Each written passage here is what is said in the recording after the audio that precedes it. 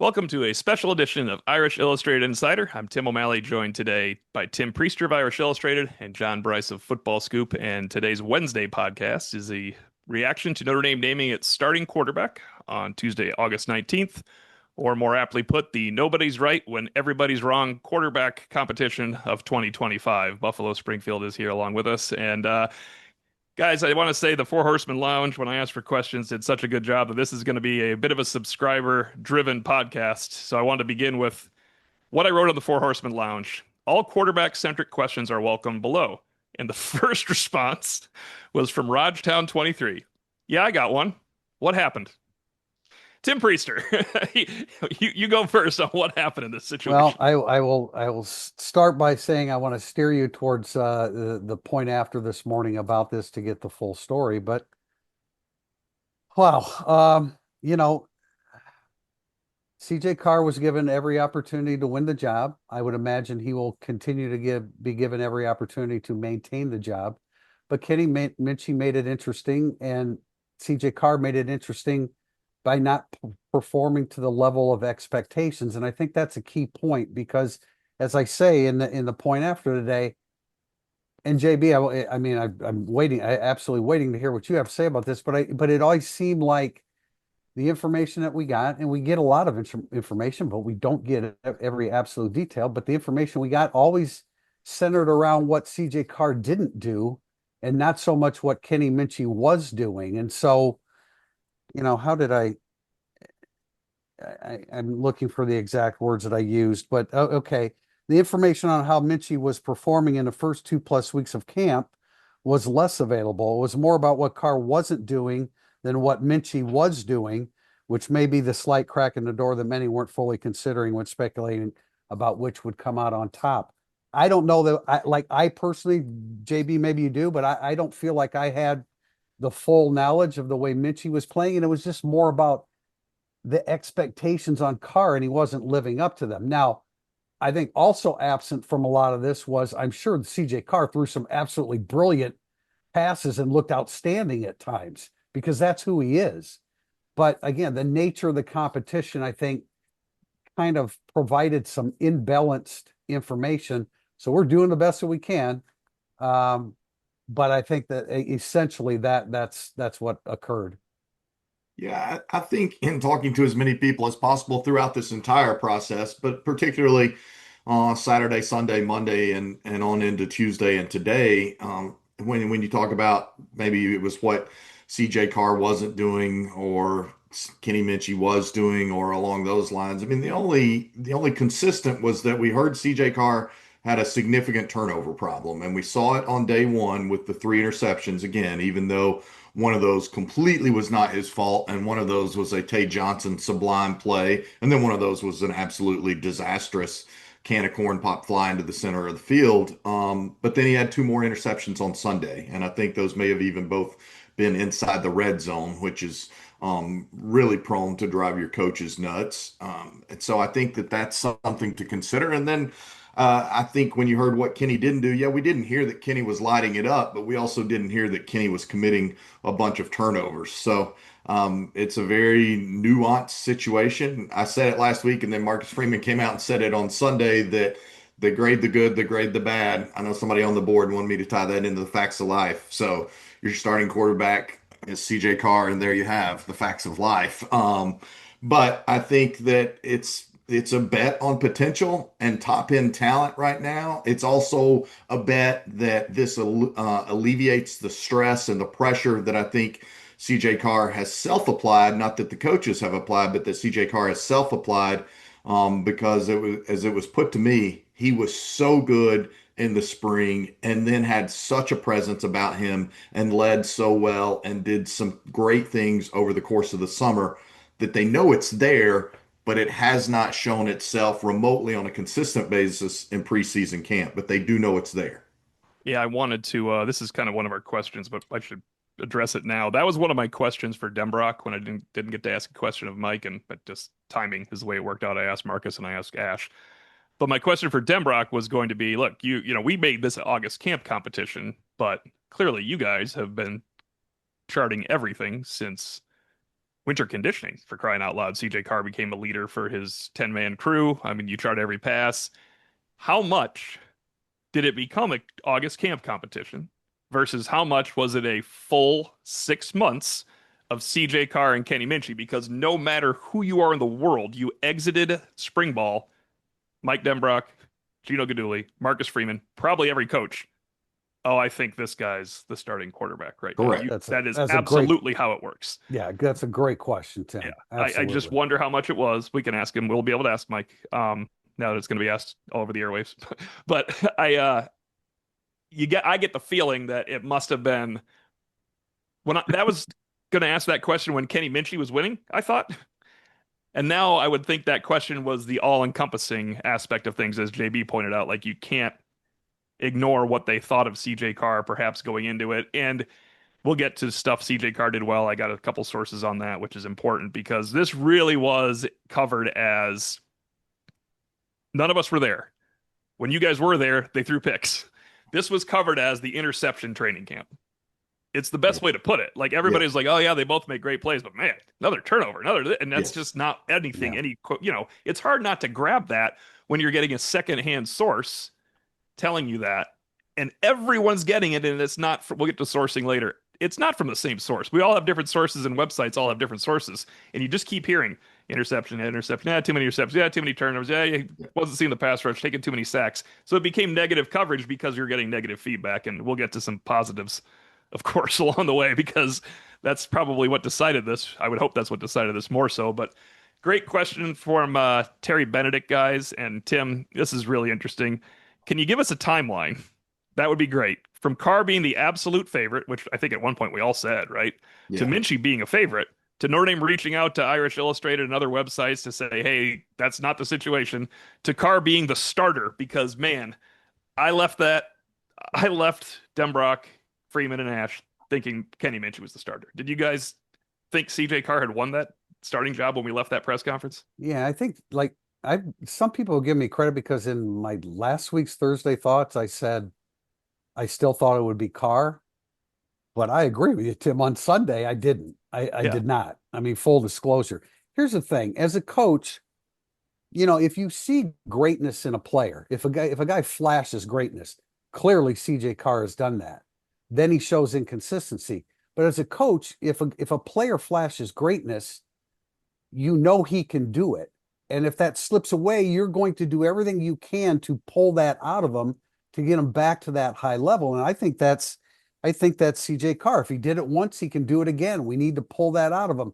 We need to keep giving him chances to look like the quarterback he was in the spring, as JB said, and the quarterback he was during the summer. So that's why, I mean, I concluded my column today by they gave him every opportunity to win, and I would imagine they're going to give him every opportunity to hold on to it Mhm. because they know that there's a level of greatness with him.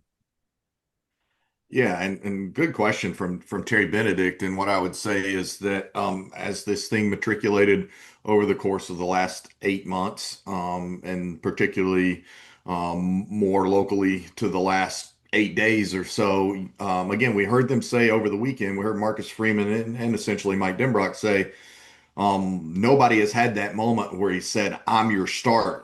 And I think because of that, they defaulted back to the guy who had shown the That's most good. over the That's last several months, and that guy is CJ Carr. So when you ask about the timeline, again, like I've talked to a number of people, I know that Kenny Minchey opened with the ones on Saturday when it was basically a shells walkthrough type practice to prepare for Sunday's Jersey scrimmage, and Kenny Minchey opened with the ones on Sunday in the Jersey scrimmage to the point that his skill players were Jeremiah Love, Eli Raridan, Malachi Fields, Jaden Greathouse, and Jordan Faison. So there you go. I mean, that's Yep. who opened Once. with Kenny Minchey on offense Sunday in the Jersey scrimmage. That's your ones. And then they had the mock game on Monday inside the stadium. And then Tuesday morning, as we just try to tidy up the timeline here, I'm told that they met individually with the quarterbacks and then had a team meeting where the entire team was informed that CJ Carr would be the starting quarterback. and Tim, as it relates to Notre Dame reaching out to me, that was simply, somebody that should know better putting out information that it's a done deal, and they just kind of That wanted it to wasn't a head done it deal. up. Yeah. Yeah, they just kind of want to head it off at the pass, and empower Irish Illustrated to be able to make that argument and make it clear that that wasn't the case. So, I mean, the timeline is pretty much what John has indicated. CJ Carr was CJ Carr was CJ Carr, and then it wasn't, and then Minchie didn't clearly take the job away from him. And then I think what John just said is absolutely perfect. You default to who's been the better guy over the entire time, and that's been CJ Carr. Tim And Priester. Tio, real quickly, I'm sorry. You just made a great point that CJ Carr was the head of one of his 10 men conditioning units over the summer. I think they were SWAT units under Bayless. I'm not sure that they call them SWAT units now. But it was also really driven home to me in late July that he had a command presence to him over the course of the summer, and that he just carried himself like a quarterback in command. Not to say that Kenny Minchie didn't, because Kenny Minchie is beloved by his teammates. I mean, beloved by his teammates. And I've mentioned here before, he lives with offensive and defensive players. I always think that's significant because you have some guys who live alone, and you got Kenny Minchie living with dudes that he's tight with on both sides of the ball.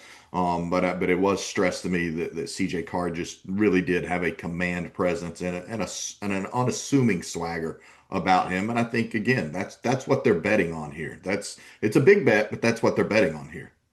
Tim Priester, you mentioned if you see greatness in a player, you should be able to get it out. Coaches believe they can get it out. That is actually a line by Bill Walsh on Charles Haley. He said he saw him make one play at James Madison. One play at James Madison, and he was an inconsistent player, and he took him in the fourth round because of that one play he saw him make at James Madison. Well, anybody that's been in coaching, and I know, us, of course, well below the college level, but anybody that's been in coaching, no, you see it. It's like, okay, we just got to get them to replicate that. And we have a funny one here because I have to tell you, my reaction by last night or yesterday, it was yesterday in the afternoon, was much different than it would have been at any other point. I didn't care who won this job. I like both quarterbacks. I'm anxious to see either one of them play. But Jay Padell 10, what were your exact words you first uttered when you heard the news CJ Carr was named the starting quarterback? I can tell you mine because the day before somebody asked me who I wanted to win. I said I've never cared until now, and I just want everybody to be wrong because I'm so annoyed by this thing. And it worked out. I was like, Jack, I can't say the word, right? What I said to you when I texted you, right? Okay, I can't say it. Go ahead, guys. Well, my go-to is holy SH,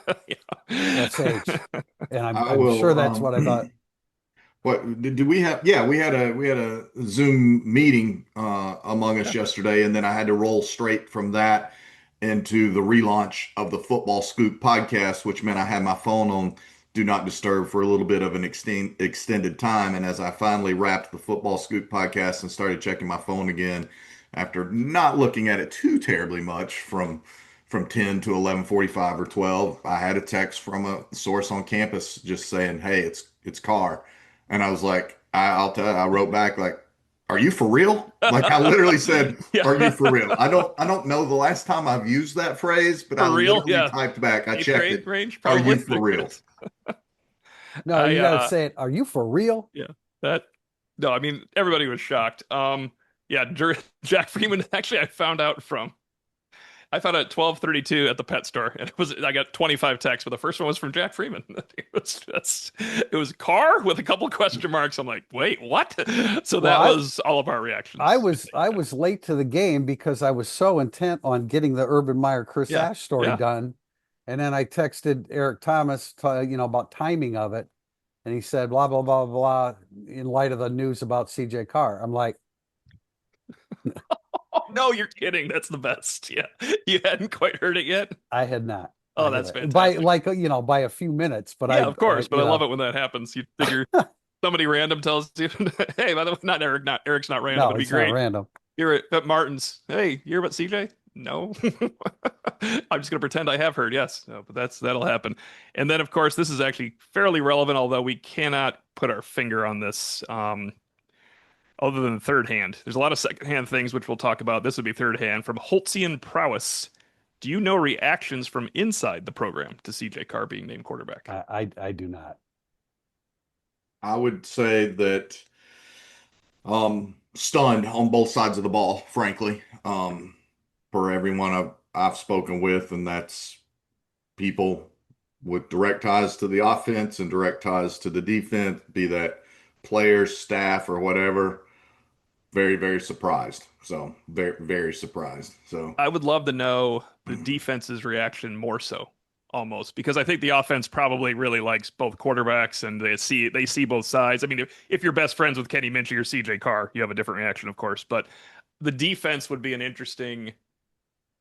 I'll put it I'll put it this way. Some defensive players told their family members over the weekend it's going to be Kenny. Like some defensive starters Yeah, told their that family members over the weekend it's going to Now, be Kenny. now, if you're a wide receiver, you may be yeah. leaning towards CJ Carr, Right. and Yep. that's I mean that takes precedent over what the defense thinks about it. Yeah, Someone who they didn't bring in Malachi Fields and Will Pauling to play school. Exactly. they don't have to anymore. That's the beauty of the grad I know. transfer. I know. Quick clarification, because I didn't think we ever had to do this, but obviously this whole camp was about. I got a note from somebody at Notre Dame like, man, you guys had it rough this camp. You couldn't see a single thing and you had to comment on everything every day. Our sourcing, and I'm not just saying Irish Illustrated. John Bryce has great sources. Irish Illustrated has great sources. Irish Breakdown, Irish Sports Daily, Blue and Gold, The Athletic. Great sources. Okay. We didn't see anything. We were not getting this, though. I'm going to speak for everyone, from Marcus Freeman. This was not a Marcus Freeman, Mike Denbrock driven narrative. People that are inside are not. I want to explain like these practices. There are people in the practices, all of them, that aren't coaches and that aren't direct staff members. You're getting sources that you trust. This case was the only time we were second and third hand sourcing across the entire media beat that I can ever remember. There was just nothing. You can't say practice number one with no pads is what you're basing a quarterback decision on. We just never had a chance to see it. But I want to kind of clear it up that everybody has sources. We did not all have the same one wrong source. That seems to be a question on our board. Like, did you all get this from the same person and were led astray? Not at all. This is not recruiting. This is not this. This is just. I bet you there was among the 6 websites, 50 different sources coming up with these things. That's why when you keep hearing the same thing from all these angles, you think, oh my God, this is probably true. Yeah, and I mean it's fair. I wrote the column this morning, and people have great questions about it. I get it, but it's just like, well, what if your sources were bad? We They're try not not. all, though. They're not Yeah, all, though. well, I mean, we try. I think you determine over the course of your career what's legit and who Yeah. isn't. So I would like to think that none of our sources were bad. All of our sources said the defense was fantastic, by the way. So we'll see if that plays out right. That's a pretty important thing. Tell you what, Chris Ash told some people the defense was pretty fantastic. I think he got asked about quarterback battle pretty late in August. And he basically said, I don't know, we're whipping their ass every day. Yeah, it's true. That defense. I got the term from somebody that saw the scrimmage. I think this was Penn. It might have been Schoolfield. His comment on the defense was, "Those boys are rowdy." Yeah. And with that, and really, in accordance with them being as really good as we've heard them to be, that allows you to go with the quarterback with the higher upside, and that you can absorb. Maybe you can absorb a bad decision or two more readily along the way. Now, it can't be catastrophic, to use Mike Denbrock's word after the first practice, but you have to add all these things up. And the other thing is, like, there was some, like, over the weekend, like I said, that Marcus Freeman would just outvote everybody else. First of all, I don't believe he's that type of coach. But if he wanted to be, he's the damn head coach that took the team to the national title last year, and he's entitled to make whatever decision he wants to make. I don't think that he's the kind of coach that his offensive coaches would say we should go with this guy. And he says, I don't give a damn what you think. Or I don't know that for sure, but if that's what he did, he's fully entitled to do that. I think it was more, at least at one point we heard it was a split decision or some varied opinions on it. And he's in a position to break any kind of tie or to supersede anything. Situation. Let's get a little positivity here going. Irish Fan 86 says, I think we know that Carr has thrown picks and has also executed big plays in camp. Outside of those two things, have you heard anything else about what he did really well and or maybe not so well in camp? And he's wondering if it's pre-snap reads, protections, changing the plays to become favorable, etc. And I'll let you guys go first, but I did get some stuff this morning on this. Yeah, go ahead, John. I think again, even though he has not had as few a turnovers as what they would like to see out of him, he's done a good job. Their mantra is reload, and he has been able to reload. He showed, I think, some mental toughness. He's been very engaging with his teammates, and he has made some big plays. We don't hear about his legs as much, and he has taken some sacks over the course of camp for sure. But he also has shown an ability at times to make plays with his legs. So I'll yield to you two guys for the rest of that. Well, I think it's a great question, Irish Fan 86, and one that we have a responsibility to ask Mike Denbrock about and or Marcus Freeman. I don't have a definitive answer to that question, but I think a vast majority of his problems have come after the snap. Now, invariably young quarterbacks get better at setting protections the more experience they have. He doesn't have game experience, and so that should be something that he will improve. And I love the notion that Jaywan Sider, has kind of empowered the running backs to, hey, you need to know what's going on pre-snap, and then that gives them the opportunity to help their young quarterback, whichever one it was going to be. Quick feedback on this, and I did follow up with asking the question about the defensive coaches, defensive players. Who would they think is harder? The impression I got here, not the impression, the words that were sent to me, once again, secondhand source, I did not talk to Marcus Freeman on this topic this morning, was that the wide receivers group preferred CJ Carr. He has a little bit better command of the offense, the huddle, the machinations that go into every down of quarterback, and that we were not wrong. The defensive staff found Kenny Minchey a little harder to stop because he extends plays, right? Well, if you're extending plays and you're a defender, you get a little more frustrated. So I think the best of CJ Carr, now this is me, not this person talking, the best of CJ Carr when he is on point, when he's hitting everything like we've seen him at his best, he's going to be frustrating for people too. But if you're missing not missing throws, if you're throwing interceptions and you're not extending drives as much as the person that is also throwing interceptions and extending drives, I can see why a defense would think that's harder. Then give the ball to Jeremiah Love. Yeah. And if your CJ Carr got hurt on the practice field last fall, as we know in the middle of the season, you're damn sure not doing anything that might allow him to play through the whistle and get hurt this year in the preseason. Let's just be brutally candid on that. You don't think he's getting hit before Miami, Jack? Coming in there. I mean, John, it's not happening. You can call me whatever. I don't know. I don't. I call you whatever. He's not getting hit, right? about as likely. Which, in fairness, makes it a little bit more difficult to gauge how much he might have taken fewer sacks, because he is tough and he is a competitor, and he prides himself for sure on being a guy who played more than just football growing up and having that athletic ability. CJ Carr's taking as many hits as Carson Beck is this August. Yeah, that's for sure. This is a relevant question. We barely touched on it earlier from ND Mac. Although they named Carr the starter, I can't shake the feeling that there's a thinner margin for error, and I think he's comparing to last year. Do you believe there's an increased likelihood the staff would turn to Minchey in a Riley Leonard versus NIU performance? I can answer that one right now. Go for it. Heck yes. Riley Leonard was in no danger of ever losing the job. If that happens, I think they will go to it in the second half of Miami.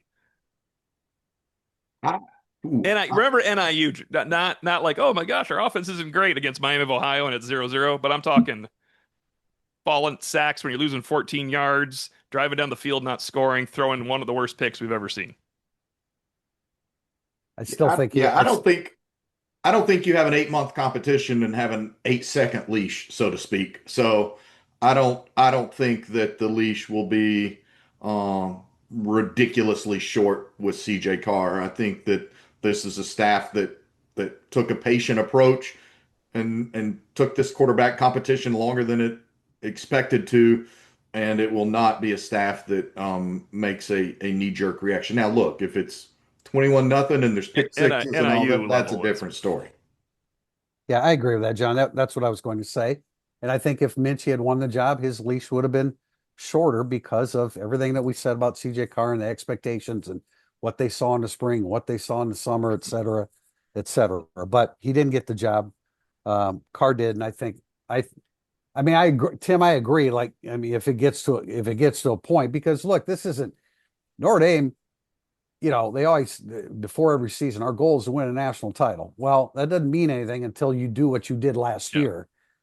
Now you're playing for national titles, and if Miami's kicking your butt, which I mean, I don't expect Miami's offense to be up 21-0 on Notre Dame's defense. No, but we didn't expect Northern Illinois to be involved, you know. So Exactly right. Exactly right. And that was my point in today's point after that. You had an opportunity to make a change, like a different situation last year with Northern Illinois, but you Yeah. had an opportunity to make a change to a pretty trusted backup when the whole key was, and I know you agree with this, the whole key was Leonard didn't run in the second half of I Northern know. Illinois. Yeah. Therefore, he's not Riley Leonard. He's some portion of what we perceive Riley Leonard to be. So they had that opportunity and didn't do it last year. But scenario's different. If you're down big, well, yeah, you got to do something to try to spark it, because that loss against Miami's huge because you're playing for national titles now. I would just very, very quickly say sorry, Tio. Yesterday was a scheduled player day off because they'd gone 4 days in a row. So they had the team meeting and some other, in-service type stuff yesterday on campus. Today will be the first time that Notre Dame returns to the practice field after having designated CJ Carr as its starting quarterback. I believe this is practice number 17 for the Fighting Irish. We got two more questions, and they're kind of related topics before we get JB out of here for a salon appointment he has coming up. Massaged. Not seriously. From Old Wid Pants, what are your guys' honest expectations for Carr this season, assuming he plays an entire season? I left out anything where people ask for stats as a favor to you, Tim. Ah, Reese, you don't have to thank say you. that, but Yeah. I don't know if you want to do a comparison or if you just want to do like Well, the only thing I would, I mean, turnovers. I had said before the season, if he can limit his interceptions to 6, that would be great. I think that's kind of a pipe dream now. Yeah. I guess that would be kind of at this point, right? I mean, that's one pick every Yeah. 2 games. Well, I mean, 12 games. postseason. Say 12 games for now. Yeah, I mean, that's one pick every 2 games. I think that's pretty ambitious. I don't anticipate that happening now after everything that we've heard and has transpired. I don't know. I mean, if we're not going to put stats on it, I'm not sure what to say. I think that Ian Book first year. Well, what were his numbers? We're not. Let's keep this numbers. Just remember Ian Book versus Ian Yeah. Book, amazing against Wake, great against Stanford, terrible against Pitt. Fought back through injury against Northwestern to barely make it. You know what I mean? Like, Yeah, it's one and of those without type of and things. CJ Carr without the ability to do what Ian Book could do to get himself out of trouble. I mean, he was as good at that as Riley Leonard. I I mean, think you'll see great and bad this year. Yeah. oh yeah, Um, absolutely. That's CJ why those Carr has- road games I mean, at Arkansas, at Pittsburgh, like you just can't assume that a young quarterback's going to play well. I don't care if they're undefeated and he played well the previous 3 weeks. Yeah. You can't assume that.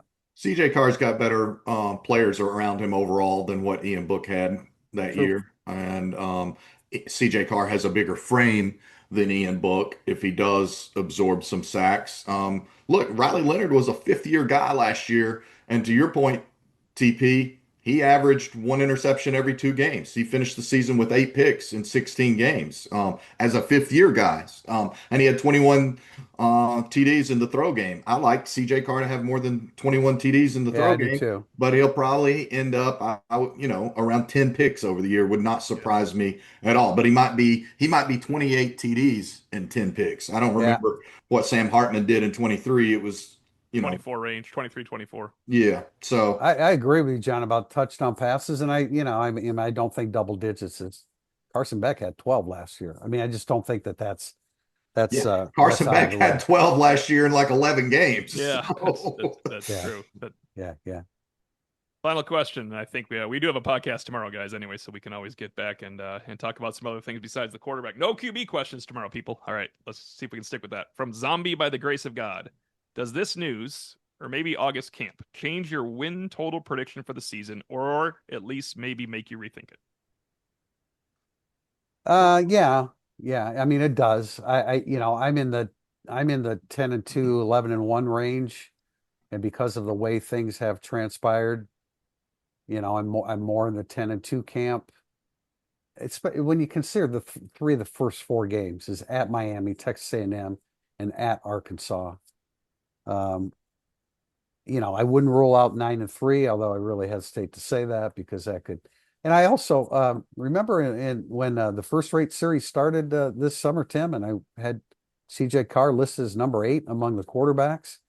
This is why, because this is what young quarterbacks do. I didn't expect a camp to go the way it did, but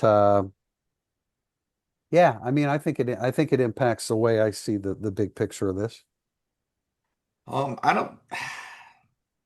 Well, I've said for months now, certainly for weeks, but I feel like the majority of the summer, as we've been asked to assess this thing, I still say if Notre Dame goes 1-0, I think it goes 2-0, and if it goes 2-0, I think it has a great chance to go 12-0. And that's kind of still how I feel. This is still an elite football team at so many other positions, and this coaching staff obviously believes that CJ Carr has eliteness within him.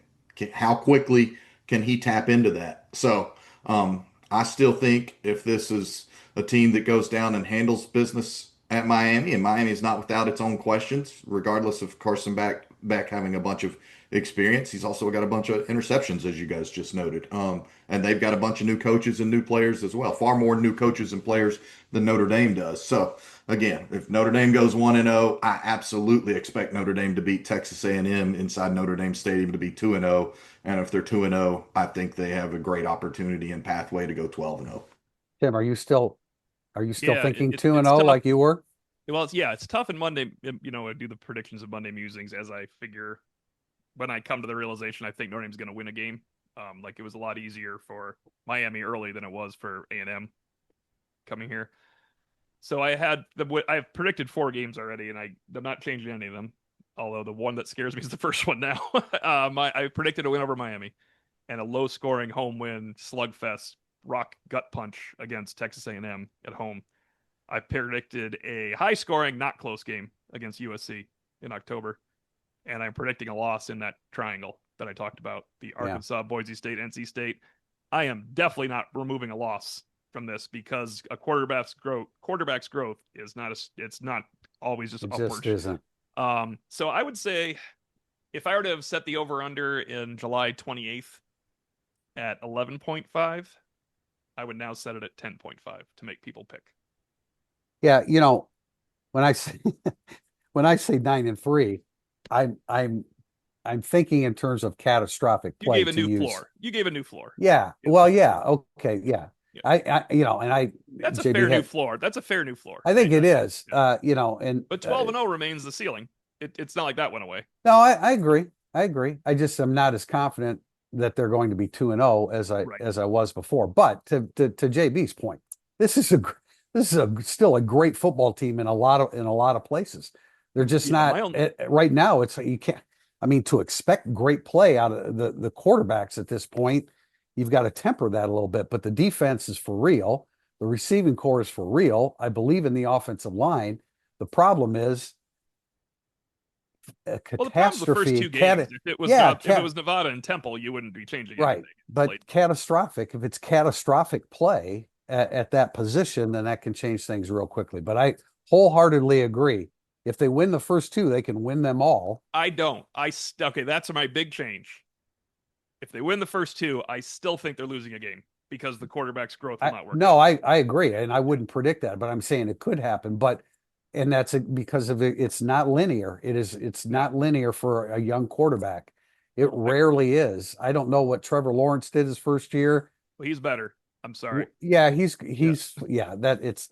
not making a comparison per Yeah. se, but I was trying to think of the best and did he deviate from the linear? I'd have to go back and look to see if that's true and just the Clemson program willed them to a victory. I don't know. I just remember sitting in Virginia and hearing that he threw 64 miles per hour on the out route, so I forgot if he went up and down or not after I heard that. That was just one of the more ridiculous things I've heard in my life. But yeah, I feel like they got the quarterback everybody wanted in February through July I hear you, 28th. man. I hear you. And I think, changed. all things being equal, I think we wanted CJ Carr. We, as in us, wanted CJ Carr because we think that gives them the highest upside. We just didn't expect I had the a roller coaster that was the first 2 weeks of August. yeah, I got a text from a national guy that we do some stuff with, and he's like, first preseason practice, because Minchie came out with the ones, but I still believe that's because they alternate and you start with the older player. Um, he's like, Minchie? I was like, nah. And then like 3 weeks later, I'm like, well, maybe that nah was wrong. But hey, good for Kenny Minchie because he has put himself in position to play football this year. Because I know one thing. There may not be a short leash, but the competition has to keep going every day and every week in practice. Now, you don't go into a game thinking you're benching CJ Carr, but you got to be reevaluating everything. If CJ Carr goes 3 touchdowns, no picks against Miami, you're not thinking, all right, let's make sure we get Kenny Minchie some first team reps. But if he throws 0 touchdowns and 3 picks and Absolutely. you win the game, let's get Kenny Minchie some first team Absolutely. reps. First team reps are done for now. We can maybe avoid first team reps talk tomorrow, Tim Priester, on our regularly scheduled Thursday, August You have to 21st. allow for a question or two about quarterbacks Yeah, now. they can be. Just not on the competition. No, I'm just kidding. Yeah, we just little less quarterback centric. But until tomorrow, for John Bryce of Football Scoop and Tim Priester of Irish Illustrated, I'm Tim O'Malley. Thanks for watching and listening to this special edition of Irish Illustrated Insider.